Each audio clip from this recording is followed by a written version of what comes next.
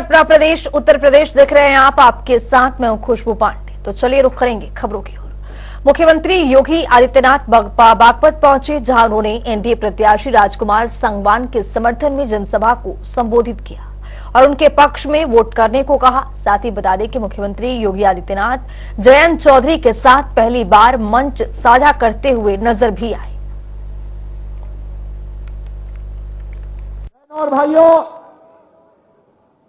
इस बार हमारे लिए ये चुनाव और भी महत्व का हो जाता है, क्योंकि पहली बार किसानों के मसीहा के रूप में चौधरी चरण सिंह जी को भारत का सर्वोच्च नागरिक सम्मान भारत रत्न प्राप्त हुआ है। चौधरी साहब को यह सम्मान प्राप्त होना न केवल कोटि कोटि अन्नदाता किसानों का सम्मान है, बल्कि हम सब उत्तर प्रदेश वासियों का गौरव भी है।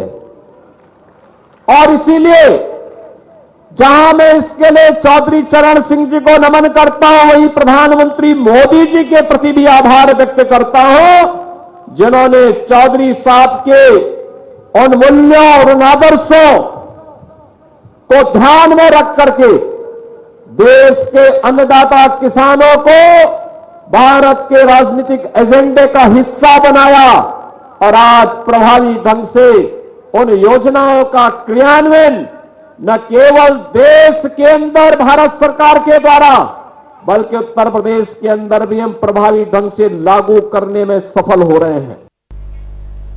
बागपत के बाद सीएम योगी आदित्यनाथ अलीगढ़ पहुंचे, जहां उन्होंने बीजेपी प्रत्याशी के समर्थन में जनसभा को संबोधित करते हुए कहा कि 2014 से पहले देश में हालत खराब थी, लेकिन अब प्रधानमंत्री नरेंद्र मोदी के नेतृत्व में देश का मान बढ़ा है। सिर्फ इतना ही नहीं, बीजेपी सरकार में तेजी से विकास कार्य भी हो रहे हैं। बहनों और भाइयों की आवाज वैसे नहीं है। हमारा भारतीय समाज, अगर किसी ने हमारे लिए 2 कदम कोई चला है तो हम भी कृतज्ञता ज्ञापित करते हुए उऋण होने के लिए उसके लिए 4 कदम चलने का प्रयास करते हैं। और यही तो है समाज, यही हमारा संस्कार है, यही हमारी परंपरा है। और इन्हीं सब संस्कारों के कारण सम और विषम परिस्थितियों में हम दुनिया के सामने अडिग रूप से खड़े रहे, लड़ते रहे, बढ़ते रहे। दुनिया में तमाम परंपरा और संस्कृति नष्ट हो गई, हमारा समाज खड़ा रहा, हमारा देश अपनी अजेय यात्रा को लेकर के लगातार बढ़ता रहा। और आज मोदी जी के नेतृत्व में नए भारत का दर्शन हम सब कर रहे हैं। हमसे बड़ा सौभाग्य कौन होगा? हम नए भारत को देख रहे हैं, एक ऐसा भारत दुनिया में जिसका सम्मान है। 6 अप्रैल को प्रधानमंत्री नरेंद्र मोदी सहारनपुर दौरे पर आ रहे हैं, जहां वे बीजेपी प्रत्याशी के लिए चुनावी जनसभा को संबोधित करते हुए नजर आएंगे। इस दौरान प्रदेश के मुख्यमंत्री योगी आदित्यनाथ के साथ डिप्टी सीएम केशव प्रसाद मौर्य भी मौजूद रहेंगे। इसके अलावा हरियाणा के मुख्यमंत्री नायब सिंह सैनी भी जनसभा में शिरकत करेंगे। वहीं पीएम मोदी की रैली को बीजेपी कार्यकर्ता पूरी तैयारियों में जुटे हुए हैं। प्रधानमंत्री नरेंद्र मोदी 6 अप्रैल को इसी पंडाल में पश्चिमी उत्तर प्रदेश में भारतीय जनता पार्टी और एनडीए के प्रत्याशियों को विजयी बनाने के लिए जनसभा को संबोधित करने पधार रहे हैं। उनके साथ यहां मुख्यमंत्री योगी आदित्यनाथ, हरियाणा के मुख्यमंत्री नायब सिंह सैनी, उत्तर प्रदेश के उप मुख्यमंत्री केशव प्रसाद मौर्य और राष्ट्रीय लोकदल के अध्यक्ष जयंत चौधरी भी इस जनसभा को संबोधित करेंगे। आइए देखिए प्रधानमंत्री नरेंद्र भाई मोदी इस जनसभा में पश्चिम उत्तर प्रदेश के सभी प्रत्याशियों के लिए और राष्ट्रीय लोकतांत्रिक गठबंधन के प्रत्याशियों के लिए चुनाव सभा को संबोधित करेंगे।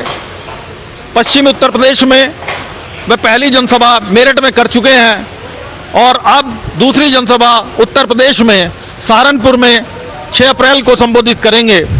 प्रधानमंत्री नरेंद्र मोदी के आने से निश्चित रूप से सहारनपुर में भी चुनावी माहौल अपने उफान पर आ जाएगा और यहाँ एक बार फिर से भारतीय जनता पार्टी के पक्ष में जो लहर वो उठाने के लिए आ रहे हैं, उसकी संभावना बहुतायत में देखी जा रही है। महेश भार्गव, जनता टीवी, सहारनपुर। उत्तर भारत के सबसे अहम और हिंदी बेल्ट की जान कहे जाने वाली उत्तर प्रदेश राज्य में कुल 80 लोकसभा सीटें, जिनमें से एक सहारनपुर संसदीय सीट है। इस सीट पर चुनाव लड़ने के लिए यूं तो तमाम मुद्दे, लेकिन अंत में आते आते मुद्दा हिंदू मुस्लिम का हो जाता है। इस पूरे रिपोर्ट के जरिए देखिए।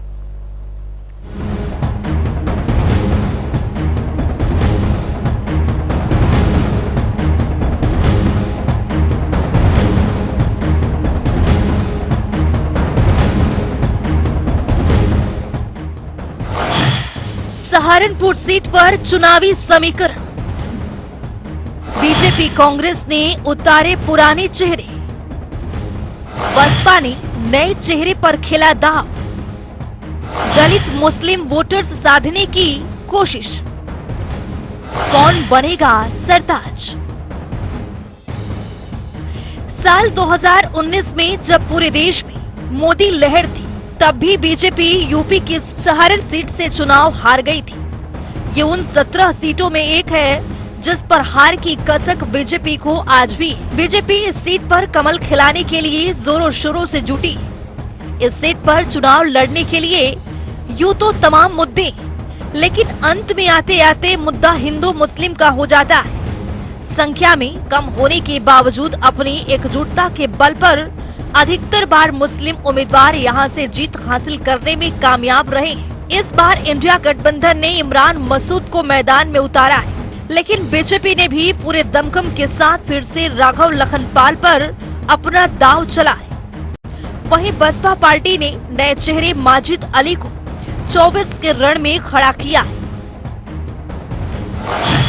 Saharanpur, Raghav Lakhanpal Sharma, Imran Masood, Majid Ali, BJP versus Congress versus Baspa.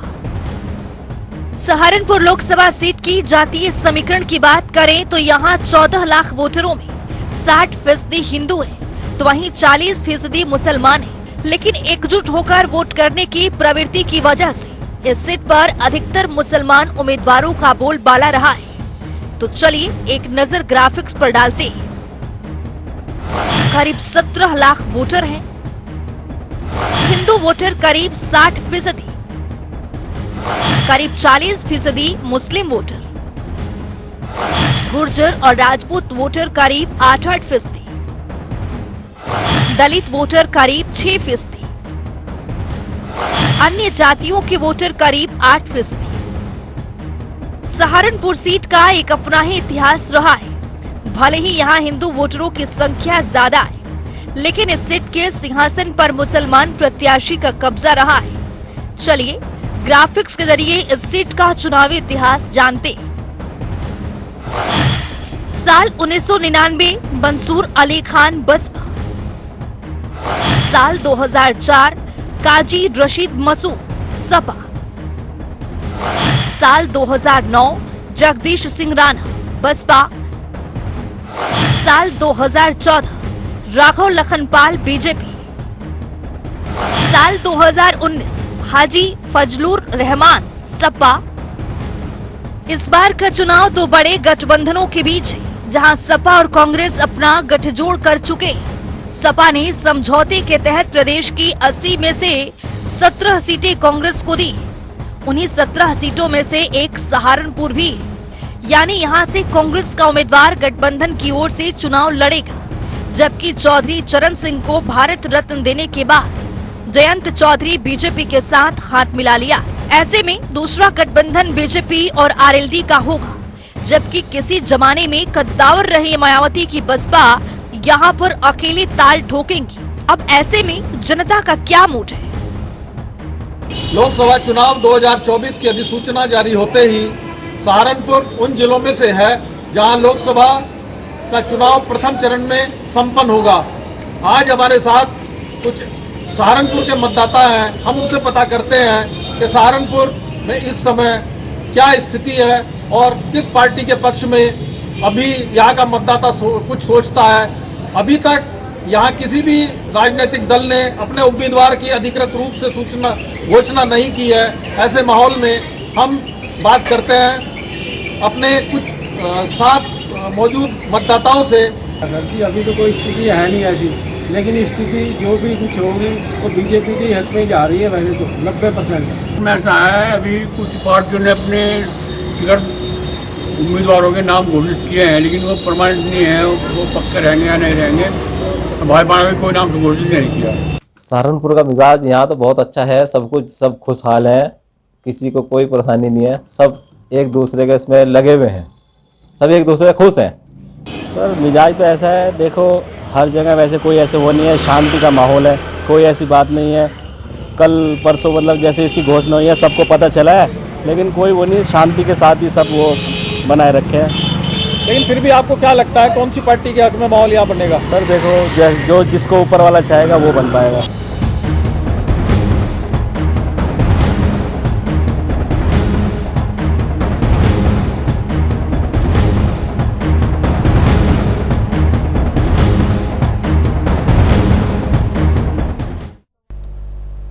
Hema Malini पर अपनी टिप्पणी को लेकर कांग्रेस नेता रणदीप सुरजेवाला बीजेपी के निशाने पर आ गए। बता दें कि लगातार कई नेता और मंत्री की इस पर प्रतिक्रियाएं सामने आ रही हैं और सभी का कहना यही है कि कांग्रेस पार्टी को माफी मांगनी चाहिए। हेमा मालिनी जी के खिलाफ जो बयान कांग्रेस पार्टी के एक बड़े नेता ने दिया है उसका मैं खंडन करता हूं, भर्त्सना करता हूं। कांग्रेस पार्टी को इसके लिए माफी मांगनी चाहिए और लगातार इस प्रकार का नारी शक्ति का अपमान कांग्रेस पार्टी के नेता कर रहे हैं, इनको पूरे देश से माफी मांगनी चाहिए।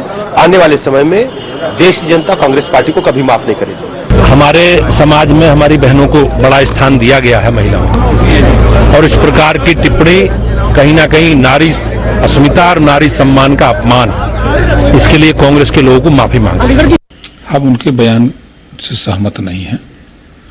जितना सम्मान संविधान में पुरुष का उतना सम्मान संविधान में महिलाओं का है, तो इस नाते हम उनकी टिप्पणी से सहमत नहीं हैं। कांग्रेस प्रवक्ता अंशु अवस्थी ने बीजेपी पर निशाना साधा है। उन्होंने कहा है कि रॉबर्ट वाड्रा के अमेठी चुनाव लड़ने के बयान पर और बीजेपी की हार के डर की हताश में बीजेपी नेता अपना संतुलन खो बैठे हैं। साथ ही अंशु अवस्थी ने कहा है कि सच्चाई तो यह है कि बीजेपी की अंदर से हवा खिसक चुकी है, पूरा बीजेपी का सिस्टम खोखला हो चुका है। जनता पार्टी की हताशा और हार के डर में भाजपा नेताओं का फ्रस्ट्रेशन देखकर मुझे तरस आता है। अमेठी से रॉबर्ट वाड्रा जी लड़ेंगे कि राहुल गांधी जी लड़ेंगे या कोई कार्यकर्ता लड़ेगा, इस पर सवाल उठाने का अधिकार भारतीय जनता पार्टी को किस हैसियत से मिला है? बीजेपी किस कैपेसिटी में इस पर टिप्पणी करती है? सच्चाई यह है कि भारतीय जनता पार्टी को हार का डर इतना सता रहा है कि अब ये भी देख रहे हैं कि कांग्रेस से कौन लड़ेगा, कौन नहीं लड़ना चाहिए। अरे जनता तय करेगी अमेठी की उनका सांसद कौन बनेगा।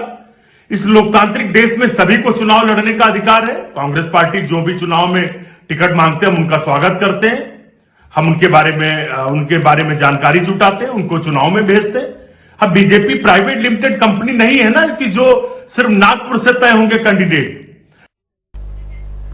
लोकसभा चुनाव से पहले पार्टियों के बीच आरोप प्रत्यारोप का दौर जारी है। इसी कड़ी में बदायूं से बीजेपी उम्मीदवार दुर्विजय ने सपा उम्मीदवार शिवपाल सिंह यादव पर तंज कसा है। दरअसल उन्होंने शिवपाल यादव को गुंडों का सरदार बताया है। उन्होंने कहा है कि शिवपाल सिंह यादव गुंडों के सरदार हैं, वो गुंडों को संरक्षण देते हैं। शिवपाल यादव का स्वभाव गुंडई का है, तो गुंडा तत्वों को वो हमेशा संरक्षण देते रहे, गुंडों के वो सरदार है, सही मायने में मैं कहना चाहूंगा। तो इसलिए उन्होंने कह दिया, लेकिन बीजेपी गवर्नमेंट में जीरो टॉलरेंस है। जो गुंडई करेंगे, माफियागिरी करेंगे, वो योगी आदित्यनाथ जी पसंद, ये सरकार को पसंद नहीं है। इसलिए जो जैसा करेगा वैसा भरेगा, और गुंडागर्दी तो बिल्कुल इस सरकार में हो नहीं सकती है। रमजान की आखिरी जुमे यानी अलविदा जुमे की नमाज आज सभी मस्जिदों में अदा की गई, जिसके बाद सभी नमाजी अपने घरों को लौट गए। बता दें कि आज जुमे की नमाज को लेकर प्रशासन ने प्रदेश भर में सभी मस्जिदों में सुरक्षा के पुख्ता इंतजाम किए थे। सीआरपीएफ, आरआरपीएफ, पीएसी के साथ पुलिस के जवान भी तैनात रहे और जेसीबी, डीसीपी वेस्ट ने सुरक्षा व्यवस्था का जायजा भी लिया है। तो ये 6 तस्वीर आपके सामने है। कासगंज की तस्वीर है, फर्रुखाबाद, प्रयागराज, हमीरपुर, कन्नौज, भदोही। ये 6 तस्वीर अपने आप में बयां कर रही है कि किस तरह से शांति व्यवस्था के साथ यहां पर जुमे की नमाज अदा की गई। सुरक्षा के पुख्ता इंतजाम किए गए हैं। लखनऊ, राजधानी लखनऊ से तस्वीर, सुरक्षा के पुख्ता इंतजाम की इस तस्वीर तस्दीक कर रही है। कानपुर की तस्वीर है, रायबरेली की है, अयोध्या से है, प्रयागराज से है। पैनी नजर रखी जा रही है। सुरक्षा के कड़े इंतजाम किए गए हैं। चप्पे चप्पे पर पुलिस बल तैनात। और आज नमाज पढ़कर वापस घर लौटे नमाजी। नमाज को देखते हुए सुरक्षा के कड़े इंतजाम किए गए। मुजफ्फरनगर से भी तस्वीर आई है। उन्नाव, गोरखपुर, श्रावस्ती, ये सभी तस्वीर अपने आप में तस्दीक करती है कि यहां पर सुरक्षा के पुख्ता इंतजाम किया गया है। नमाज अदा करने में किसी तरह की कोई मुश्किलें नहीं आई। शांति व्यवस्था के साथ बड़ी संख्या में नमाजी नमाज अदा करके घर वापस लौट गए। माह रमजान का आज 25वां रोजा रखकर लोग मुस्लिम समुदाय के अपने खुदा की इबादत कर रहे हैं और आज विशेष नमाज अलविदा जुमे की है जो कि मुस्लिम समुदाय के लोग संपन्न कर रहे हैं। इस टाइम हम दारा शाह अजमल की खानकाह में खड़े हैं। यहाँ आप देख सकते हैं, यहाँ मुस्लिम समुदाय के लोग अपनी विशेष नमाज को अदा कर रहे हैं और अल्लाह की बारगाह में दुआ इस नमाज के बाद मांगेंगे। देश की अमन और अमान के लिए आज यहाँ दुआ होगी। आप देख सकते हैं यहाँ हजारों की संख्या में लोग पहुंचकर नमाज अदा कर रहे हैं। मस्जिद के बाहर खानखा का मैदान पूरी तरह से खचाखच भरा हुआ है और यहाँ पर लोग पूरी तरह से अपनी नमाज अदा करने के बाद दुआ करेंगे और हम लोगों से बात करते हुए भी आपको दिखाएंगे कि क्या आज उन्होंने दुआ मांगी है और किस तरह से उन्होंने देश के लिए शांति अमन के लिए दुआ की है। मुस्लिम समुदाय ने बड़े अदब एहतराम के साथ अलविदा जुमे की नमाज पढ़ी है और साथ ही हमारे साथ मुस्लिम समुदाय के लोग भी हैं। ये बताइए, आज आप लोग ने अलविदा जुमे की नमाज पढ़ी है, क्या दुआ करी है देश के लिए और कितना ये खास है? देखिए, आज अलविदा जुमा था और तमाम मस्जिदों में हम लोगों ने अमन और चैन के लिए दुआ करी कि इस मुल्क में खुशहाली रहे। बेसिकली हम लोगों को अब सबको एक साथ होना होगा कि इस मुल्क में अमन और चैन के लिए आगे बढ़ना होगा, भाईचारगी निभानी होगी क्योंकि वक्त बहुत बुरे हालातों से गुजर रहा है और इंशाल्लाह हम लोग कोशिश करेंगे, हमारे जितने भी भाई हैं और मुसलमान खुद इस बात पे एग्री हो गया है। आज अलविदा था, जुमा था और अल्हम्दुलिल्लाह कहीं से भी कोई ऐसी बातें नहीं आई और ना आएंगी इंशाल्लाह। शांतिपूर्वक आज नमाज अदा की गई। जी बिल्कुल। तो देखिए, और लोग भी बात करेंगे। आज शांतिपूर्वक नमाज पढ़ी गई, जैसे उन्होंने कहा कि हम लोग देश के अमन अमान के लिए आगे आएंगे। आगे छोटे छोटे बच्चे भी आज नमाज पढ़ने आए थे, कितना ही खास है। ये रमजान शरीफ का आखिरी जुमा होता है जिसको अलविदा कहा जाता है।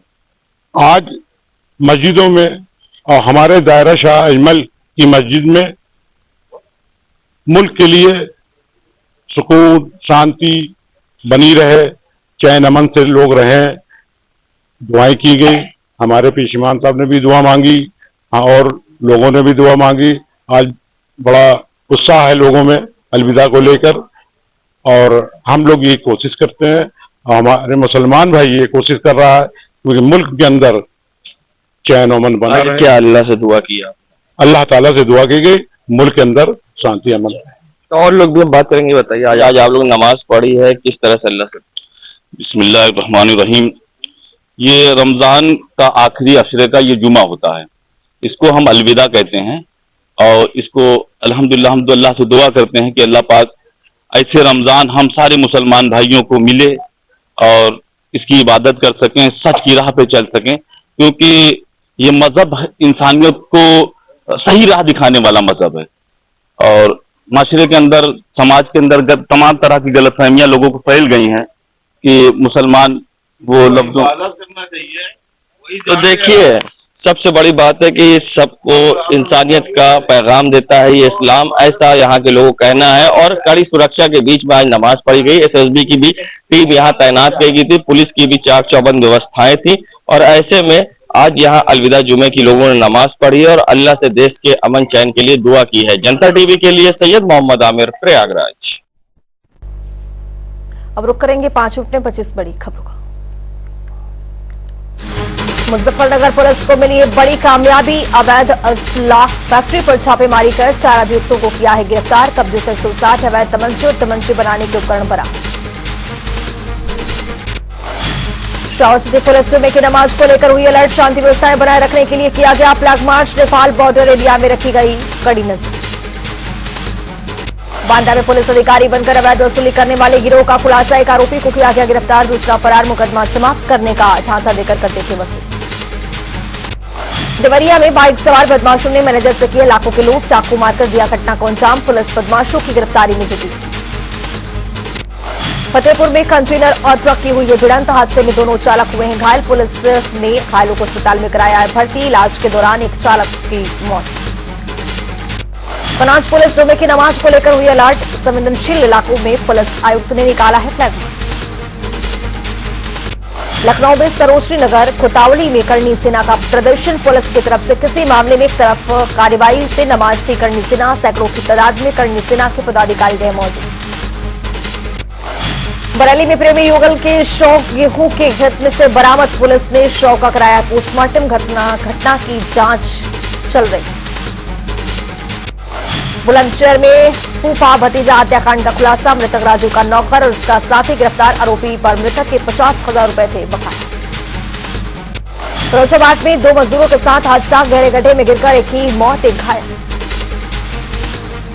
लखीमपुर खीरी में अज्ञात कारणों के चलते सपा छात्र नेता ने किया है सुसाइड। घर के गेस्ट रूम में चादर से लटक कर दी जान। सपा कार्यकर्ताओं में है। ललितपुर में एडीसी कानपुर में संवेदनशील पोलिंग बूथों का किया गया निरीक्षण। पैदल मार्च कर जनता से किया है संवाद। अराजक तत्वों पर कड़ी कार्रवाई करने के दिए निर्देश। बहराइच में जुम्मे की नमाज से पहले बीएसएफ के जवानों के साथ एसपी ने किया है रूट मार्च। प्रमुख मार्गों का किया है निरीक्षण। सुरक्षा के कड़े इंतजाम। रायबरेली में 3 नाबालिग आरोपियों को पुलिस ने किया है गिरफ्तार। वंदे भारत ट्रेन में पत्थरबाजी करने का आरोप। आरोपियों को भेजा गया है बाल सुधार गृह। उन्नाव में एक प्लॉट में रखे कबाड़ में संदिग्ध परिस्थितियों में लगी है आग। फायर ब्रिगेड ने आग पर पाया है काबू। इलाके में मचा है हड़कंप। आगरा में शूज की फैक्ट्री में धमाके से कंप्रेशर फटने से एक व्यक्ति की हुई मौत। परिजन मुआवजे की कर रहे हैं मांग। बरेली में अनियंत्रित होकर पेड़ से टकराई स्कूटी सवारी वक्त की मौके पर हुई मौत। पुलिस ने शव का कराया है पोस्टमार्टम। बाराबंकी में 3 पक्षों में जमकर मारपीट। सोशल मीडिया पर वीडियो हो रहा वायरल। मामले की तफ्तीश में जुटी है पुलिस।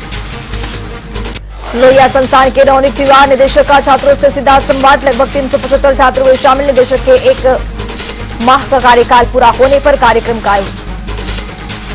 रायबरेली में संदिग्ध परिस्थितियों मिला है 55 वर्षीय अधेड़ का शव। इलाके में फैली है सनसनी। जांच जुटी है पुलिस। रायबरेली में तेज रफ्तार 4 पहिया वाहन का कहर। एक साथ 3 साइकिल सवार लोगों को भारी टक्कर। कार चालक को पुलिस ने किया है गिरफ्तार। लखीमपुर खीरी में अज्ञात कारणों के चलते बाइक में लगी है आग। बाइक चालक की बची है जान। इलाके में मचा है हड़कंप।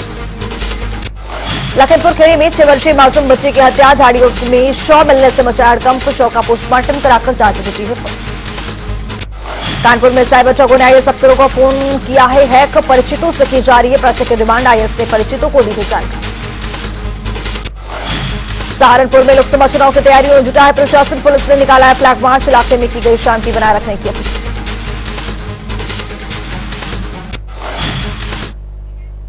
इस बुलेटिन में मेरे साथ इतना ही। देश और दुनिया के तमाम खबरों के लिए बने रहिए जनता टीवी के साथ।